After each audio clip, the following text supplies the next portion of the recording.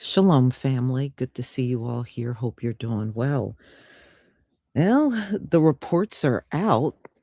Cuba will be out of fuel in 24 hours. They're already telling planes not to go there because they won't be able to refuel. And some people are going to be stuck there, y'all. There are Canadians that went there vacationing, and they're letting them know there's no telling how long they're gonna have to remain there because they don't have the fuel for the planes. So, over the next 24 hours, Cuba is gonna run out of food, run out of water, run out of fuel, and the electricity is gone. Everything's gone. And Donald Trump is still threatening countries not to help Cuba. If they do, he's gonna put tariffs on any nation that attempts to help Cuba. And Jamaica has already said they will not help Cuba because they don't want the tariffs. Mexico was still trying to help, but they said what Mexico is given is not really going to help turn things around for them. So Donald Trump don't want any nation, including the United States, to help Cuba. You know, he's trying to force regime change through starvation. And once there is regime change, he's going to swoop in and take over Cuba. I was reading that down in Florida, they are getting the Cubans out at an astonishing rate. They said it is a lot of them gone now that used to be down there in Florida, but, they were your biggest Trump voters. That's what they were. Well, Donald Trump is shipping his voters out of here, and they're going back to Cuba's no telling what conditions they're going back to at this point. But it doesn't matter. They're getting them out of here. We know what's going on in Haiti. They don't care. They want these Haitians out of here. So it is crazy what's going on down in Cuba. So I want to show you before we get into the video the reports that are coming out. Cuba runs out of jet fuel as Donald Trump squeezes oil supply. So he's blocking any oil tankers headed to Cuba. He's blocking every last one of them. So the planes are grounded because they have an inability to refuel them right now. They cannot fuel the planes. And they're talking about Air Canada has already announced they have suspended all flights to Cuba. And the US is about to do the same along with other countries. Mexican Airlines, Panamanian, yeah, Spanish. So in the nearby Caribbean islands, all of them are saying they are no longer going to have any flights going to Cuba. So yeah, this thing is serious. My heart goes out to these people because they were already, this is the Financial Times, by the way, they were already in a dire situation before, but now that the fuel will be completely out, it is going to be crazy there.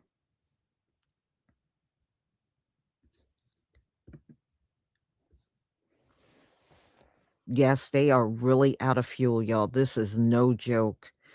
Remember, they got all of their fuel, money, and assistance from Maduro. He was the one keeping that economy in Cuba afloat. And now that Donald Trump got rid of him,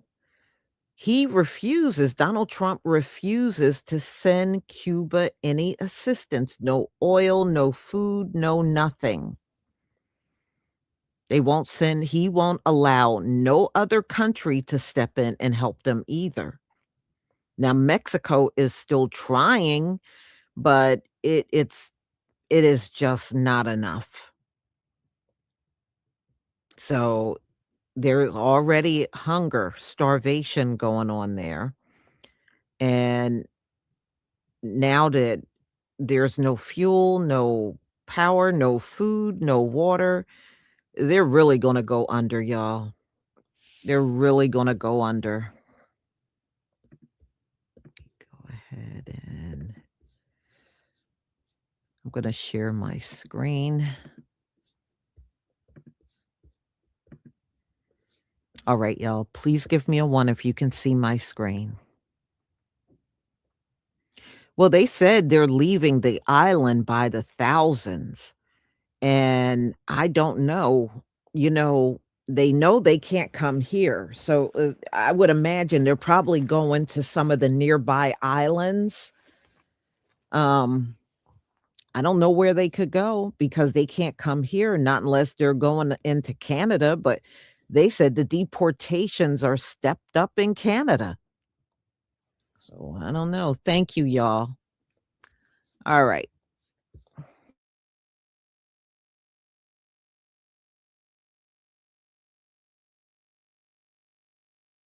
Cuba has run out of jet fuel. This video reportedly shows Russian passengers disembarking on a plane that was meant to fly to Cuba because of just that. Cuban aviation authorities released a NOTAM saying that jet fuel won't be available for foreign carriers for a month starting tomorrow. So if carriers like American still want to fly into Havana, for example, they'll need to carry enough fuel for the return journey as well. Most, if not all, flights out of Cuba have been canceled. The airport has sent out notice. There's no more jet fuel. There's American citizens and citizens from other countries in Cuba who will now not be able to go home. Makes you ask the question, why would somebody travel there and vacation there at a time like this? I've also seen video of American citizens who are being moved from hotel to hotel because the workers can't get gas and can't get to work to the resorts. So they're condensing everybody over to the bigger hotel in hopes to be able to take care of them in just that one hotel. Remember, I've told you many times that for some reason the resorts, they always have power, but the public or the citizens, they don't. The world is watching. A lot of citizens are stuck there from other countries. Welcome back, adventurers, to Beyond Passports. Did you know that Cuba just announced to all major aviation companies that they're going to be having a huge shortage on aviation fuel due to the ongoing oil crisis and tariffs imposed by the United States President Donald Trump? Now you do. Air Canada has just announced that they're suspending all flights to and from Cuba, with WestJet, Sunwing, Air Transat, and American Airlines all expected to follow suit shortly. As always, stay informed, stay adventurous. Jamaica just declined to load fuel onto Cuba's LPG tanker following new US sanctions that penalize any country supplying energy to Cuba. The sanctions mean if you help Cuba with fuel, you risk punishment from the US financial system. So Jamaica stepped back. I mean, Jamaica is dealing with hurricane damage right now, which makes energy security even more sensitive and shows how fragile this setup really is. Makes you question the timing also anyway. Right? Here's why this matters. Cuba has already warned it is running low on crude. That affects planes, electricity, hospitals, and basic transport. Mexico has stepped in to help, but across the Caribbean, support has gone quiet.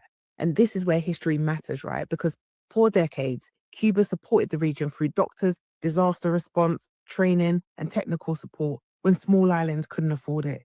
Jamaica relied on Cuban doctors for years, especially in rural areas, and thousands of Jamaicans were trained in Cuba when the system needed them. Now, guys, let's be clear. This is not about pretending Cuba is perfect, all right? We'll put that to the side. Cuba has internal constraints, but sanctions are not about reform. They're about leverage. After the revolution, Cuba nationalized land and industries owned by US interests and was met with long-term economic isolation. Cuba and Haiti are two of the only nations in the region to truly win freedom through revolution, and both have paid for it, seriously. And if that feels distant, look at Burkina Faso today. Reduce foreign military influence, reclaim resources, face pressure and sanctions, same pattern in different regions. Here's the risk, guys. Caribbean governments are calculating access to US banks, dollar clearing, tourism flows, credit lines, and trade preferences. Over 90% of the Caribbean energy is imported, which means pressure travels fast. Countries that help Cuba risk secondary sanctions, restricted access to US banks, higher borrowing costs, and quiet pressure on tourism and credit. These are the same constraints that are already being discussed quietly in policy circles, even if they never reach the headlines. And the lesson from that risk is long term, right? As long as the Caribbean depends on imported fuel, pressure will always work. As long as they depend on the US dollar, pressure will always work. Venezuela oil kept Cuba afloat for years, but once pressure and production collapsed, that lifeline disappeared. So the strategy is simple, right? Short term, quiet fuel swaps and port access to keep systems running. Medium term, maybe CARICOM, coordinated fuel storage and joint procurement, so risk is shared. Long term, transitioning into energy systems that cannot be switched off externally. This isn't about like doing the right thing for one another or being charitable. It's self-defense. Because if we do not move as a bloc and control energy, food, and supply chains, our politics can be overridden externally. Anyway, let's talk in the comment section. What are your thoughts? Cuba is telling international airlines that it will run out of aviation fuel tonight, and they should plan accordingly. Additionally, Mexico has announced it will stop shipping oil to Cuba. Mexico is one of the last countries in the Western Hemisphere sending oil to Cuba. The United States is shutting down Cuba and Cuban society as a way to build pressure on the Cuban regime. This is a very good policy by the Trump administration. It is a very good model of leadership by the president and the Secretary of State, Marco Rubio, to finally put an end to the Cuban regime by taking out Venezuela's capacity, which was the number one exporter to Cuba, and now getting the Mexicans to agree to curtail it as well. This is a great, great, great day in the Western Hemisphere for free people to see the Cuban regime beginning rapidly to crumble. And it is all thanks to Donald Trump. Donald Trump does not want to outlast or be outlasted by the Cuban communists. And he has set his mind to it under the influence and suggestions of Marco Rubio.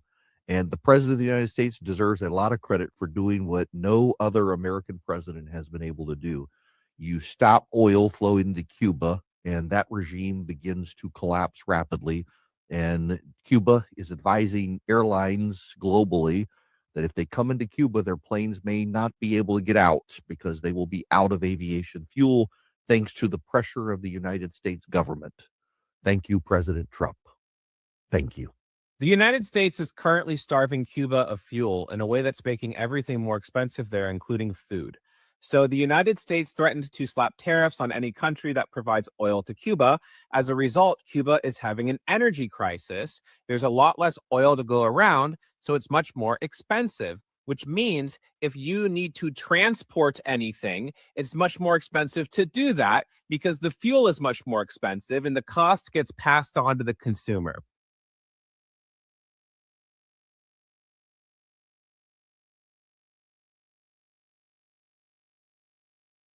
And in these situations, people like to talk about history and the politics of it all. To remind you that these are human beings, here's a clip about a special needs school in Cuba. So here we are at the school for children with physical and mental disabilities. There are two of the children who are helped by the wonderful staff, and we're about to meet one of those staff people Barbara Martinez, who has dedicated her life as a physical therapist to help the children with physical motor disabilities. Sectorial y desde temprana edad, los pequeños con necesidades educativas especiales son atendidos en estos centros a lo largo y ancho de nuestro país, donde cuentan con profesionales de la salud, la cultura y el deporte. Los niños asisten aquí al gimnasio de 2 a 3 veces por semana con un tratamiento fisiátrico indicado por la médico fisiatra que trabaja con nosotros. Es muy importante que las dos actividades estén unidas porque por lo que trabajamos aquí lo desarrollamos en el área del deporte, en el área de la clase de educación física, que son aristas tan importantes para lograr una rehabilitación física de forma integral, que es muy buena para este tipo de niños con discapacidades físico-motoras. Proezas cotidianas que no conocen de bloqueo. So there's Barbara. There's one of the kiddos. So Barbara, who you just met, is likely having trouble affording food. She might be hungry while helping those kids. And that's because of us. It's because of what we are doing. You are doing that to her. I'm doing that. We are doing that to that woman right now. Hey, Cuba about to run out of oil in 24 hours is why we were telling y'all to shut the fuck up about Venezuela and Maduro, because all that shit did was manufacture consent that is eventually going to lead to the collapse of two countries and the people of those countries, Venezuela and Cuba, right? You claim to care so much about the people of Venezuela and the people of Cuba, which is why you're quote unquote bringing up Maduro and the dictatorship in Cuba. And yet all that shit did was make it easier for the US government to hurt the people of both those countries. So when we tell you to shut the fuck up about dictators, oh, we're this country, you shut the fuck up, bro. Cuba right now is relying on help from Mexico. As we speak, we're told Mexico is sending 2 ships carrying more than 800 tons of humanitarian aid. Cuba's facing one of the worst crises in its history, partly because of its inefficient centralized economy, but also because of the recent U.S. sanctions, which do not allow countries to sell fuel to the island. On the way now from Mexico, those ships carrying food and hygiene products. Mexico says it's going to restart sending oil to the island. This fuel shortage is now affecting travel and tourism on the island. The Cuban government has notified international airlines that they will not be able to supply jet fuel for planes landing from faraway places. For example, Southwest Airlines now telling us that because of the situation in Cuba, the airline is changing its policy and forcing planes that travel to Cuba to have enough fuel to go and come back. Airlines from places like Spain will likely have to make other plans, like stopping in other countries to get that much needed fuel. In just that 30 minutes drive from the airport, the illusion shattered. We witnessed firsthand the decay.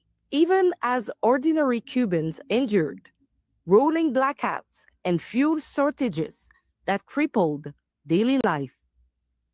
Now the U.S. has pressured Mexico to stop sending oil to the island, and it's only a matter of days before the regime could collapse. It's a failed nation now, and they're not getting any money from Venezuela, and they're not getting any money from anywhere. It's a failed nation.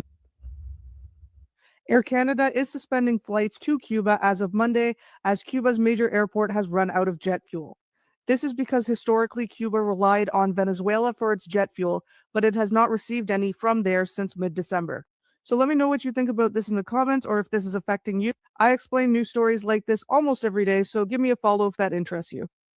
This is not the vacation these Canadians signed up for, being booted from their hotel in Cuba and taken to another resort. Somebody just said to us, oh, you know that at 4 o'clock we're leaving here. And we're like, what? No, we don't know anything about it. What the heck? They were told it's because of a fuel shortage, not enough of it to transport hotel staff from their homes to the resort. A lot of tears, people are crying. I mean, they're the ones who lost it. Everybody's also packed up and ready to leave. This is not the vacation these Canadians signed up for, being booted from their hotel in Cuba and taken to another resort. Somebody just said to us, oh, you know that at 4 o'clock we're leaving here. And we're like, what? No, we don't know anything about it. What the heck? They were told it's because of a fuel shortage, not enough of it to transport hotel staff from their homes to the resort. A lot of tears, people are crying. I mean, they're the ones who lost their job. The country has been gripped by severe shortages of food, water, and medicine, while an energy crisis causes widespread blackouts and leaves taxis sitting idle in empty Havana roads. The fuel situation is chaotic, says this taxi worker. Chaotic after Cuba's primary oil supplier, Venezuela, had its shipments blocked and saw its leader captured by the U.S. At least 10 hotels closed across Cuba's northern coast, according to Air Transat. The Canadian airline adding local authorities have decided to temporarily shut down the facilities because of low occupancy rates. Cuban officials say the country will reduce energy consumption, including the tourism sector. There are more than 6,600 Canadians registered as being in Cuba, although Global Affairs says that number could be higher, and warning any Canadians planning on traveling there to be prepared to change their travel plans. Everybody is also packed up and ready.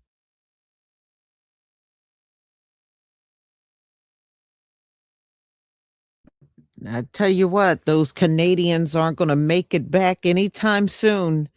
That was not wise in the climate that, of everything right now for you to go vacationing in Cuba. Yeah, who knows when they'll be able to get back.